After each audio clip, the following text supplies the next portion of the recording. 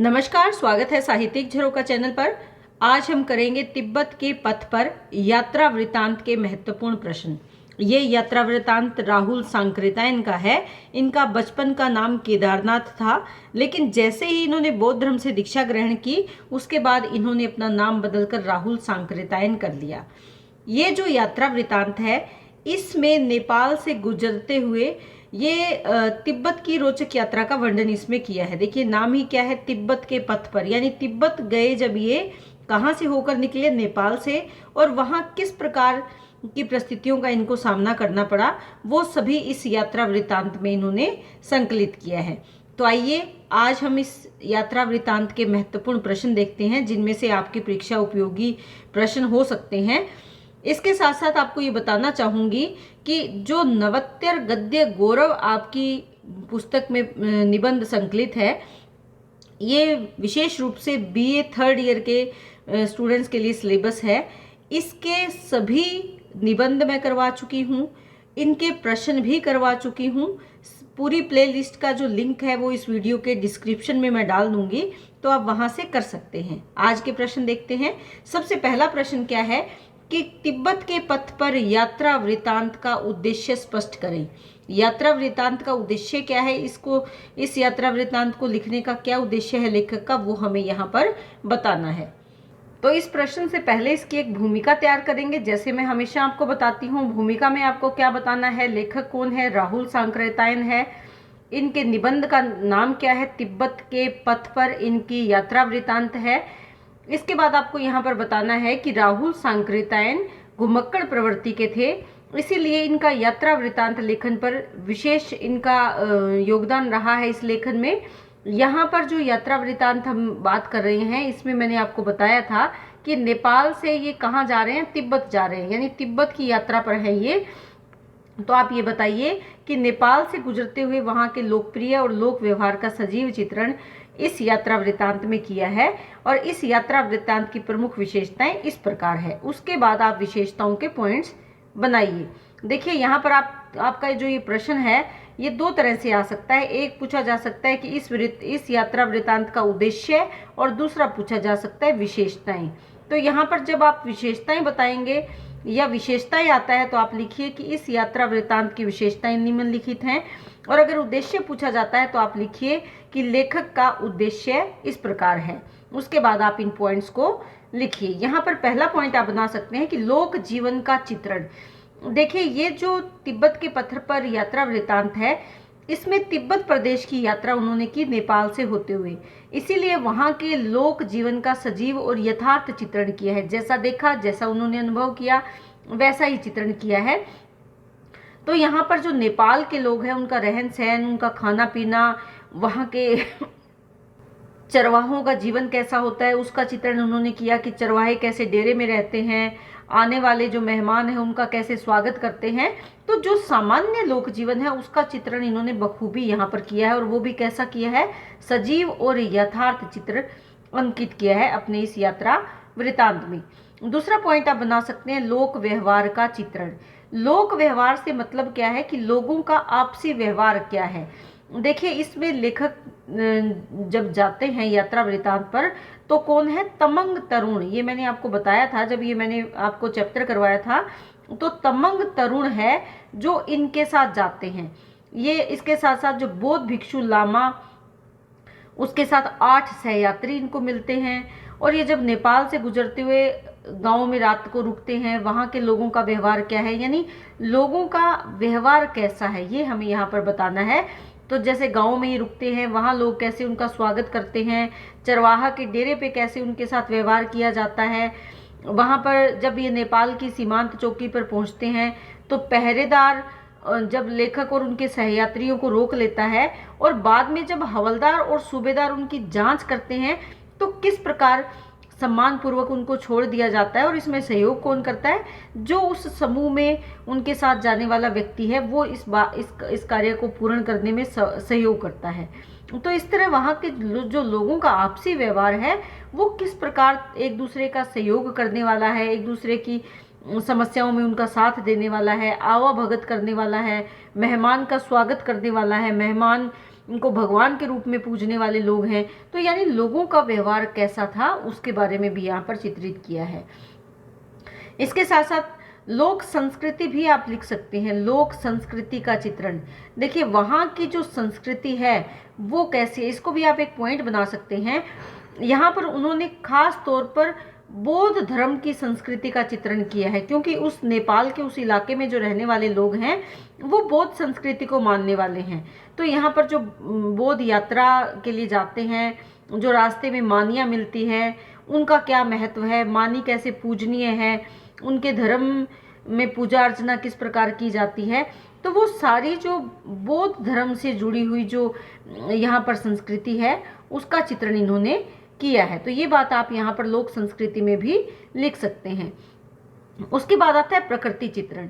देखिए जब ये यात्रा वृत्तांत शुरू होता है तभी से हमें प्रकृति के बारे में पढ़ने को मिलता है। इस यात्रा वृत्तांत में जो पहाड़ी चट्टानें हैं, कभी चढ़ाई पे चढ़ रहा है लेखक, फिर कहीं उतराई है, कहीं पर्वत हैं, कहीं जंगल हैं, नदियां हैं, तो प्रकृति का सुंदर चित्र उन्होंने यहाँ पर अंकित किया है। जो जंगली पक्षियों की चहचहाहट है वो जो लेखक का मन मोह लेती है। तो इस तरह जो प्रकृति है वो चारों ओर फैली हुई है, क्योंकि ये पहाड़ी और जंगली रास्ते से ही तिब्बत जाते हैं। तो वहाँ पर जो इन्होंने प्रकृति को लेकर चित्रण किया है वो बहुत ही मनोहारी और मोहने वाला चित्रण है। इसके बाद आप निष्कर्ष लिख सकते हैं कि निष्कर्ष रूप से कहा जा सकता है कि इस यात्रा वृत्तांत को लिखने के पीछे उद्देश्य क्या है, वहाँ के लोक जीवन, लोक व्यवहार, लोक संस्कृति और प्रकृति से अवगत करवाना, या इसकी विशेषताएं ये है जो हमने इसकी यहाँ पर चर्चा की है। देखिए मेरे पास कुछ कमेंट आते हैं जिसमें ये कहा जाता है कि मैं आपको रिटन मैटर प्रोवाइड करवाऊँ, इस वीडियो के साथ लिखा हुआ भी मैं आपको दूँ। देखिए अगर मैं लिखा हुआ दूंगी तो उसके लिए आपके पास हेल्प बुक बहुत है, किताबें जो आपने खरीद रखी हैं उसमें सब कुछ लिखा हुआ है। देखिए प्रश्नों के जो मैं वीडियो बनाती हूँ या किसी भी विषय पर, टॉपिक पर मैं वीडियो बनाती हूँ, वहाँ मेरा उद्देश्य होता है कि उन मुख्य बिंदुओं को मैं लिखूँ ताकि वो बिंदु आपको याद रहे लंबे समय तक। अगर मैं किताब में से फ़ोटो क्लिक करूँगी और उसकी मैं आपको बुक रीडिंग करूँगी तो वहाँ पर मेरा मन संतुष्ट नहीं होता आपको पढ़ाने में। तो कोशिश ये किया करें कि जो पॉइंट्स मैंने आपको बताए हैं उन पॉइंट्स को आधार बनाएं, जो मैं बोल रही हूँ उसे सुने। एक देखिए ज़्यादा लंबी वीडियो नहीं होती, ज़्यादा से ज़्यादा 10 या 15 मिनट की वीडियो होती है। एक बार सुने, अगर सुनकर याद नहीं होता तो आप अपने नोट्स बनाएं। अगर ऐसा नहीं कर सकते तो वीडियो एक से अधिक बार सुने तो ये चीज़ें आपको याद हो जाएंगी, या फिर एक बार आप अपनी किताब से पढ़ें और दूसरी बार वीडियो देखेंगे तो आपको आसानी से याद हो जाएंगी। बेटा नोट्स बनाना, फिर उनको स्क्रीन पे समझाना, टाइपिंग में भी बहुत टाइम लगता है, और फोटो कॉपी करके किताब से यहाँ पर मैं आपको दिखाऊं और मैं उसको पढ़ती जाऊं तो उस वीडियो से मैं संतुष्ट नहीं होती। तो उम्मीद है कि आप प्लीज़ मेरे से ऐसी उम्मीद नहीं करोगी कि मैं आपको लिखा हुआ भी प्रोवाइड करवाऊँ। मेरा तरीका यही है और यह इसी तरह पढ़ाकर मुझे संतुष्टि होती है। अगर आपको कुछ और तरीका चाहिए तो प्लीज़, लिखा हुआ मैं नहीं दे सकती। तो उम्मीद करती हूँ कि आप इसी तरह पढ़ना पसंद करेंगे और इसी तरह पढ़ने की आदत भी बनाएंगे। चलिए दूसरा प्रश्न देखते हैं। दूसरा प्रश्न है, यल्मो लोग कौन हैं? लेखक ने उनकी क्या सांस्कृतिक विशेषता बताई है? यानी यल्मो जाति के जो लोग हैं उनकी संस्कृति की क्या विशेषता है? देखिए यल्मो लोगों की अगर बात करें तो ये शर्बा भाटिया जाति की एक शाखा है। शर्बा का अर्थ क्या है? पूर्व वाला। ये कौन से इलाके में है? काठमांडू से दार्जिलिंग तक। देखिए आपकी किताब में यहाँ पर काठमांडव दिया हुआ है, से लेकर दार्जिलिंग तक ये फैले हुए हैं। इनके गांव में सफेद ध्वजाएं फहरा रही थी जब लेखक वहां से निकला। सफेद ध्वजा का मतलब क्या है? ये धर्म की प्रतीक है। कौन से धर्म की? बौद्ध धर्म की। तो ये लोग धार्मिक प्रवृत्ति के थे तथा बौद्ध धर्म को मानने वाले थे।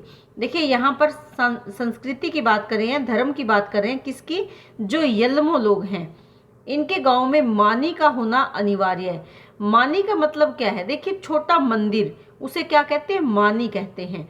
मानी के दोनों ओर रास्ता बहुत साफ बनाया गया था। यात्री सदा मानी को दाहिने रखकर परिक्रमा करके चलते हैं। देखिए बीच में एक छोटी मानी हम इसे कह सकते हैं। इस मानी के जब परिक्रमा की जाती है गोल घूमकर, तो ये मानी दाहिनी ओर रहनी चाहिए, यानी दायां हाथ मानी की तरफ रहे, तो इस तरह गोल घूमकर परिक्रमा की जाती है। मानी के दोनों तरफ जो रास्ते बनाए जाते हैं वो रास्ते भी बहुत ज़्यादा साफ और सुथरे और सुंदर रखे जाते हैं। यल्मो लोगों में लामा धर्म बहुत प्रचलित है तथा वे खाने पीने के भी बहुत शौकीन है। यानी लामा धर्म को ये मानते हैं जो बौद्ध धर्म से जुड़ा हुआ धर्म है, और ये खाने पीने के भी बहुत शौकीन है। तो किन की बात की है? यल्मो लोगों की बात की है। ध्यान क्या रखना है कि ये शर्बा भाटिया जाति की ही एक शाखा है, यानी इसी जाति का एक भाग है जो यल्मो है। उसके बाद ये पूर्व वाले इनको कहा गया है, यानी पूर्व के क्षेत्र में जो रहते हैं। काठमांडू से दार्जिलिंग तक का इनका क्षेत्र है। सफेद ध्वजाएं वहां फहरा रही थी जो धर्म की प्रतीक है, और मानी का जिक्र यहाँ जरूर करना है। इसके साथ साथ लामा धर्म की बात आपको यहाँ पर बतानी है।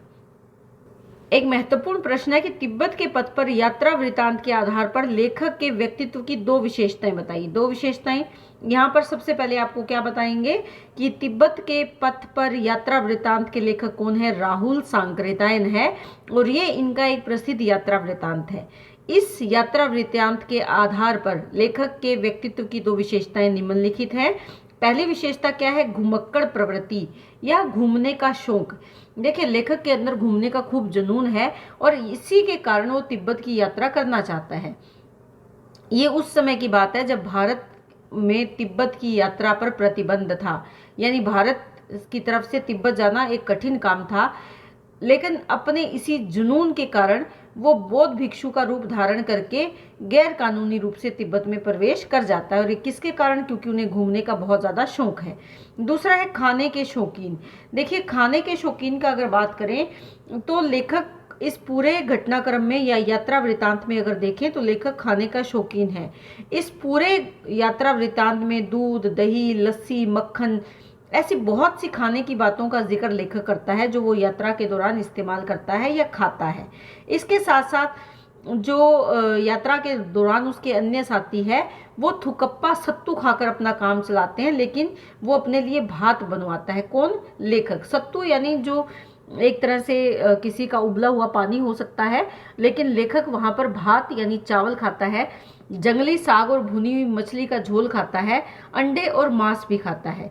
इससे हमें क्या पता चलता है कि लेखक को खाने का बहुत शौक है। तो इस यात्रा वृतांत के आधार पर हम कह सकते हैं कि लेखक घूमने और खाने पीने का शौकीन व्यक्ति है। तो इस तरह से आप ये प्रश्न करेंगे। अगला प्रश्न है, लेखक नेपाल की सीमांत चौकी पार करते समय क्यों डर रहा था? उसने वह चौकी कैसे पार की? दो बातें बतानी है कि एक तो डर क्यों लग रहा था उसको, दूसरा उसने उस चौकी को पार कैसे किया। दो प्रश्नों के उत्तर यहाँ देना है। देखिए जब लेखक ने तिब्बत की यात्रा या आज गला थोड़ा खराब है इसलिए बार बार दिक्कत आ रही है। देखिए यहाँ आपको दो बातें बतानी है। सबसे पहले आप ये बताएंगे कि जो तिब्बत के पथ पर यात्रा वृतांत है ये राहुल सांकृत्यायन का है। जब वो नेपाल की सीमांत तिब्बत के पास पहुंचने के लिए, तिब्बत जाने के लिए जब वो नेपाल की सीमांत चौकी पार करता है तब उसे इसलिए डर लग रहा था। क्यों? क्योंकि उस दिनों तिब्बत की यात्रा करना भारतीयों के लिए क्या था? गैर कानूनी था। नेपाल की सीमांत चौकी जो तात पानी, ये जगह का नाम है, को पार करके लेखक को तिब्बत में प्रवेश करना था। वहां बहुत से फौजी थे, यही कारण था कि लेखक को डर लग रहा था कि कहीं वह पकड़ा ना जाए। अगर वो पकड़ा जाता तो उसके लिए वो घातक साबित हो सकता था। ये रहा पहले प्रश्न का उत्तर। दूसरे प्रश्न का उत्तर है कि लेखक ने कैसे पार की? लेखक ने बौद्ध भिक्षु का वेश बनाया और डुकप्पा लामा के दल में सवार होकर वहां पहुंच गया। वहां दल के यात्रियों ने अपने आप को करोंग के अवतारी लामा का चेला बताया। ये बात सुनकर सूबेदार ने उन सब के नाम और पते लिखना शुरू कर दिया। लेखक बहुत ज़्यादा डर गया, परंतु उसके एक साथी ने उसका नाम खूनू छवंग बताया और सूबेदार ने भी आपत्ति नहीं की। यानी उन्हें लगा कि ये डुकप्पा लामा का ही कोई चेला है या उसी का कोई साथी है जो बौद्ध धर्म में दीक्षा लिए हुए है। तो इसीलिए उस पर कोई आपत्ति नहीं हुई। इस प्रकार उसने नेपाल की सीमा से लगती हुई जो चौकी है वो पार कर ली। तो यहाँ 2 प्रश्न पूछे गए हैं, दोनों प्रश्नों का हमें जवाब देना है। ध्यान रखना है कि 4 नंबर में अगर दोनों बातें पूछी जाए तो आप दोनों ही बातें यहाँ पर बताओगे। तो ये इस यात्रा वृतांत के महत्वपूर्ण प्रश्न है। उम्मीद रहेगी कि इसमें से आपको प्रश्न पेपर में ज़रूर मिलेगा, लेकिन अगर और भी प्रश्न आए तो वहाँ डरने और घबराने की ज़रूरत नहीं है। अगर इस वीडियो के प्रश्न और इसके साथ साथ इस जो यात्रा वृतांत है उसका मैंने सार रूप में आपको जो यात्रा वृतांत करवाया हुआ है, ध्यान से अगर कर लिया है तो आपको कहीं डरने की ज़रूरत नहीं, इनमें से प्रश्न आप आसानी से कर पाओगे। तो इसी तरह चैनल से जुड़े रहें। बहुत बहुत धन्यवाद। लाइक शेयर सब्सक्राइब ज़रूर करें।